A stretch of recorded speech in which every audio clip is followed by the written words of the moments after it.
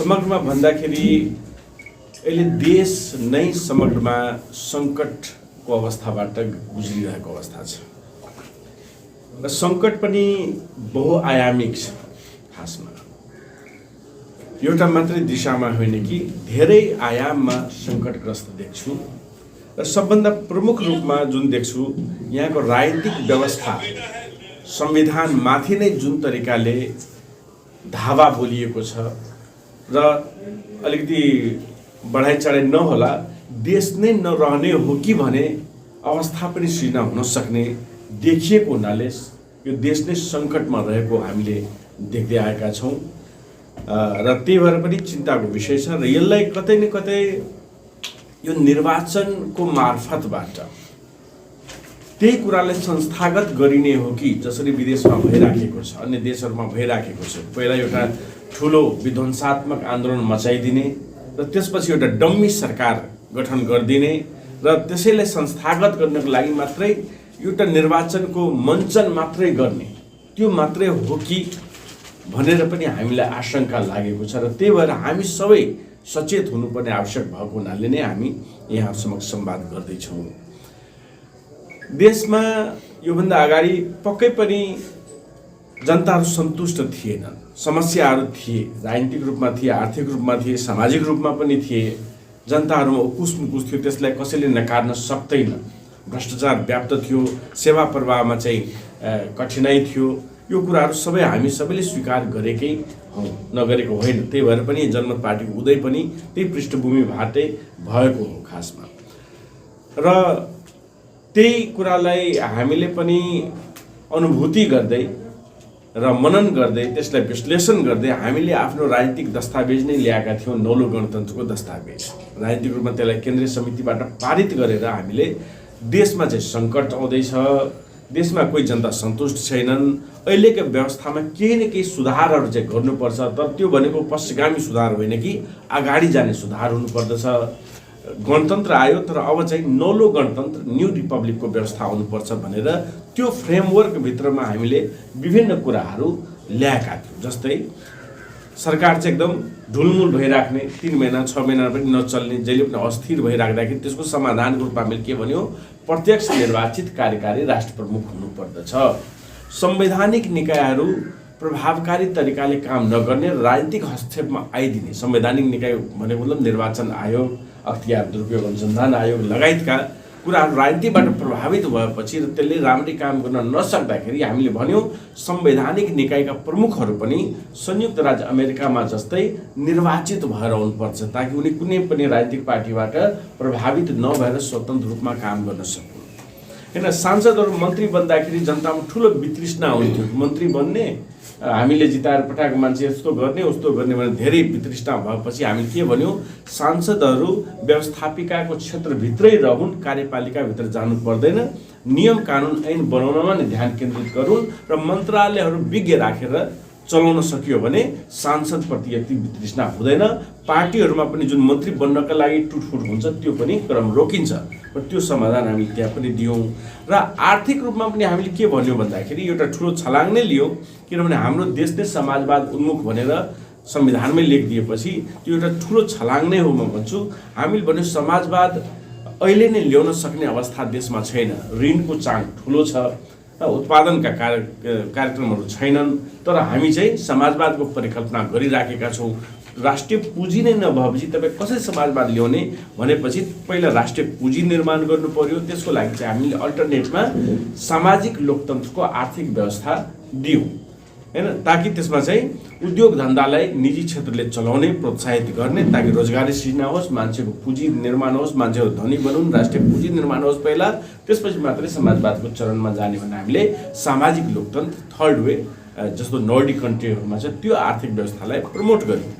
यस्ता कुराहरू हामीले र भ्रष्टाचारको मामला पनि हामीले के भन्यौँ, एउटा ट्राइब्युनल नै गठन गरेर एउटा थ्रेसहोल्ड राख्ने, यति पछि गरेका भ्रष्टाचारपछि त्यसपछि 0 टोलरेन्स दिने, होइन, गरेर त्यो छानबिन गरेर सबै भ्रष्टाचारका केसहरू पनि छानबिन गर्नुपर्छ भनेर पनि हामीले भन्यौँ।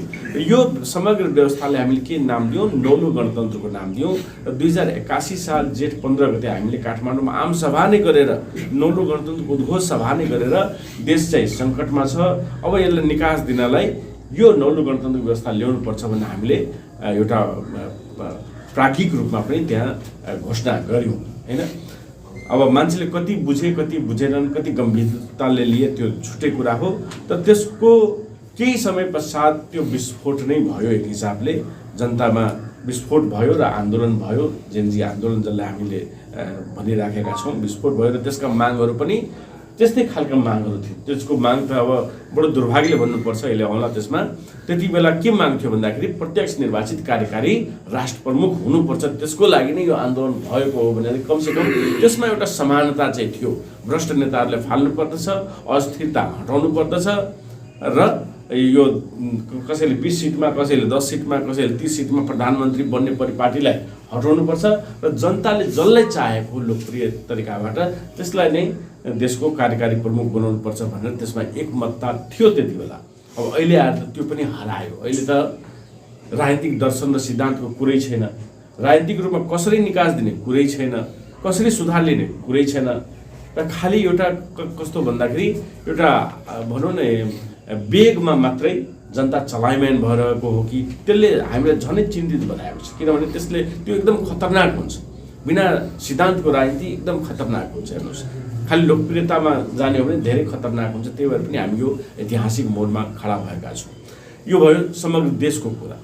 प्रदेश कति खतरामा छ, प्रदेशको नाम लिने बित्तिकै हामीले सम्झिनुपर्ने हुन्छ वेदानन्द झादेखि लिएर समस्त गजेन्द्र बाबुदेखि लिएर समस्त नेताहरूले सम्झिनै पर्ने हुन्छ यो प्रदेश त्यतिकै आएको होइन। सबभन्दा पहिले त 2008 सालतिर तराई काङ्ग्रेस खुलेपछि नै तराईको स्वायत्ता हुनुपर्दछ भनेर र समान अधिकार हुनुपर्छ, त्यति बेलादेखि यो आन्दोलन चल्दै आएको र त्यस पछाडि हामीले धेरै कुरा डकुमेन्टेसन गर्न सकेका छैनौँ होला। तर त्यति बेलादेखि तराई लिबरेसन फ्रन्टदेखि विभिन्न सङ्घ सङ्गठनहरू खुल्दै आएर धेरै ठुलो बलिदानीहरू भएको हो, आन्दोलन पनि हुँदै आएको। यो होइन कि सिकेर आएपछि यो माग उठेको हो, उपेन्द्रजी आएपछि माग उठेको पनि होइन। तर हामीले विभिन्न चरणमा विभिन्न पार्टीहरूद्वारा यो कुराहरू भएको हो। मधेस आन्दोलन पनि भयो, ठुलो कति विशाल आन्दोलन भयो भने अहिले पनि तस्बिर हेर्नुभयो भने त्यो देखिन्छ। र त्यति बेलाको नारा के थियो भन्दाखेरि समग्र मधेस एक स्वायत्त प्रदेश भन्ने नारा थियो। त्यति बेला आन्दोलनको पृष्ठभूमिमा जुन सम्झौता हो त्यसमा पनि स्पष्ट रूपमा लेखिएको छ स्वायत्त प्रदेशहरू स्वायत्त र अधिकार सम्पन्न हुनेछन् भन्ने लेखिएकै छ। मधेसको स्वायत्तको कुरा त्यहाँ लेखिएकै छ, सेनामा सामूहिक प्रवेशको कुरा त्यहाँ लेखिएकै छ हैन। यो कुराहरू भएर ठुलो बलिदानी पश्चात भएको त्यो हामीले सम्झिनुपर्ने हुन्छ। र यति बलिदानी पश्चात आएको जुन प्रदेशमा धेरै थोर अधिकार छ जसले गर्दाखेरि म त भन्छु अभूतपूर्व रूपमा विकास पनि भएको छ। संहिता आएपछि जति विकास भएको छ त्यो 200 वर्षमा नेपालले देखेको थिएन। त्यो संहिता आएपछि स्थानीय तह अधिकार गएपछि प्रदेश बनेपछि बल्ल त्यो गाउँ गाउँमा जुन ढलान हेर्नुहुन्छ, जहाँ बाटो बनेको हेर्नुहुन्छ, त्यो बल्ल सम्भव भएको हो। यति भइसकेपछि पनि जनजी आन्दोलन हुँदाखेरि सबभन्दा पहिला त्यसको पृष्ठभूमि अहिले अब धेरै मान्छेले बिर्सिराखेका छन्। के थियो भन्दाखेरि संहिता खारिज हुनुपर्छ, संहिता महँगो भयो, प्रदेशहरू चाहिँदैन भने एउटा भाष्य नै सिर्जना गरियो र त्यसबाट विस्फोटन भएको हो। र हामीले त्यति बेला चिन्ता लागेको थियो र त्यति बेला हामीले खोलेर प्रतिरोध पनि गर्यौँ जति सकिन्छ कि संहितामाथिको होसियार, कसैले खारिज गर्न पाउँदैन, यो कसैले दानमा दिएर ल्याएको संहिता होइन। यसको लागि ठुलो बलिदान 117 जनाभन्दा बढी सहित मधेस आन्दोलनमै भएको हो। त्योभन्दा अगाडि पछाडि त हामी कुरै गरेका छैनौँ।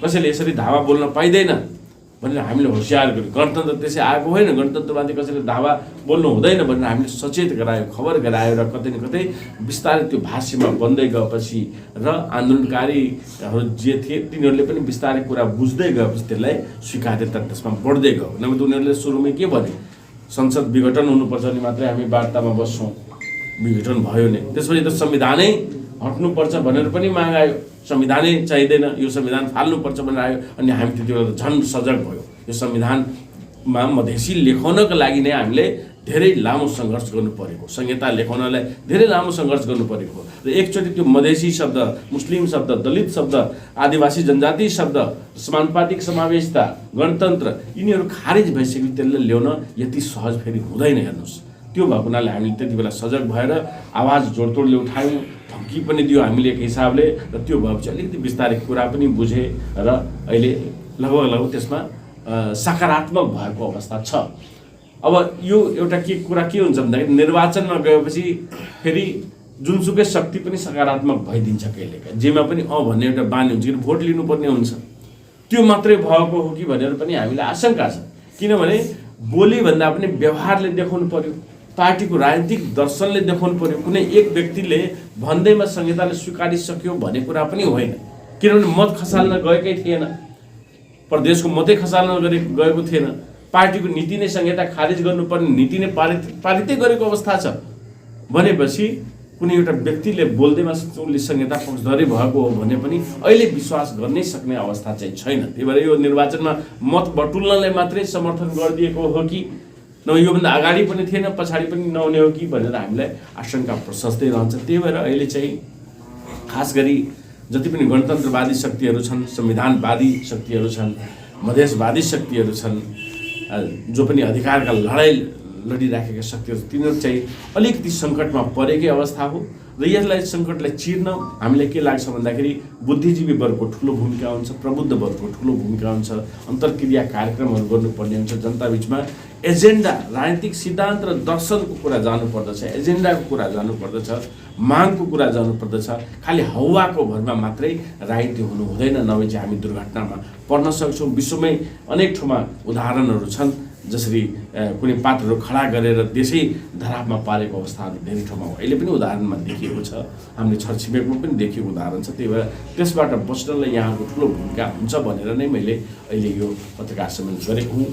जनमत पार्टी पनि राजनीतिमा यो निर्वाचनमा होमिएकै छ। हामीले 61 वटा निर्वाचन क्षेत्रबाट उम्मेदवारी दिएका छौँ र हामी चाहिँ विशुद्ध रूपमा तपाईँहरूलाई सम्झना नै छ, हामी जति बेला राजनीतिक पार्टी खोलेका पनि थिएनौँ त्यति बेला पनि हामी एजेन्डामा कुरा गर्ने मान्छे हौँ, एजेन्डामा बहस गर्ने। निर्वाचन त एउटा माध्यम मात्र हो, पार्टी एउटा माध्यम मात्र हो। हामी जहिले पनि एजेन्डाको कुरा गर्छौँ, हाम्रो एजेन्डा छ र त्यो एजेन्डामा छलफल गर्दै बहस गर्दै जनतामा जान चाहन्छौँ, जनतालाई बुझाउन चाहन्छौँ र हामी चाहन्छौँ जनताले त्यो एजेन्डाहरू बुझोस् र जसको एजेन्डा राम्रो छ, जसको गर्दा एजेन्डाले गर्दा समाजको हित हुनेछ, देशले निकास पाउनेछ, प्रदेशले निकास पाउनेछ, तिनीहरूलाई नै प्रमोट गर्नु आजको आवश्यकता हो भन्दै म औल्याउन चाहन्छु।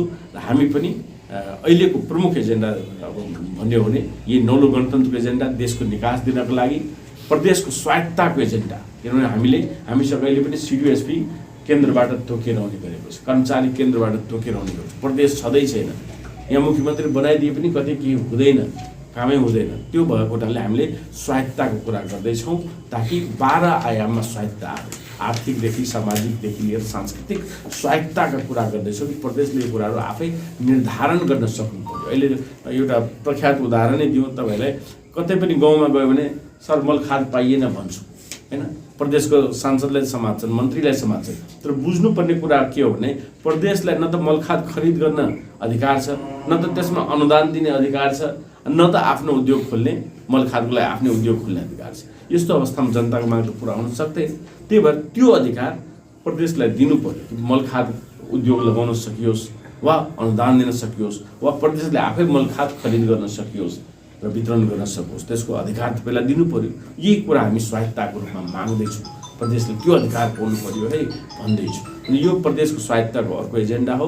र 72को एजेन्डामा हामीले पहिला पनि हामी भागेका छैनौँ कतै एजेन्डाबाट। हामी भन्दैछौँ रोजगारी हाम्रो प्राथमिकता हो र यो हरेक युगमा रोजगारी चाहिन्छ। यो होइन कि एक दशकमा रोजगारी चाहिने, अर्को दशकमा नचाहिने भन्ने कुरा हुँदैन।